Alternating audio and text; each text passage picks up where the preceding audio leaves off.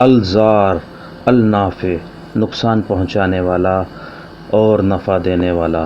محترم سامعین کرام، اس ویڈیو میں آپ کو اس کا بہترین وظیفہ بھی آگے چل کر ہم بتائیں گے۔ انشاءاللہ تعالی وہ ایسا وظیفہ ہوگا کہ شیاطین ہوں یا شر ہو، آپ کو اس سے کوئی نقصان نہیں ہوگا۔ پہلے تھوڑی سی تشریح کرتے چلیں۔ ان دونوں ناموں کو اکٹھا کرنے کا مقصد یہ ہے کہ دونوں مل کر مکمل معنی ادا کرتے ہیں۔ اللہ تعالیٰ ہی اپنی حکمت و معیشت کے تحت نقصان پہنچانے والا اور اپنی رحمت و فضل سے نفع پہنچانے والا ہے۔ یہ اس کی کامل قدرت اور حکمت پر دلالت کرتے ہیں۔ وہ جس کو نقصان پہنچانا چاہے تو کائنات کی کوئی طاقت اسے ٹال نہیں سکتی، اور جس کو فائدہ پہنچانا چاہے تو کائنات کی کوئی بھی طاقت اسے روک نہیں سکتی۔ تو میرے محترم سامعین و ناظرین، چلتے ہیں وظیفے کی جانب۔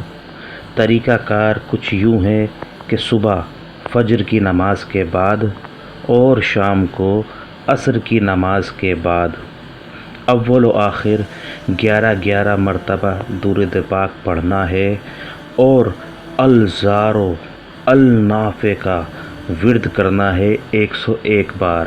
اس کے بعد اللہ رب العزت کی بارگاہ میں آپ کو ہاتھ اٹھا کر دعا مانگنی ہے۔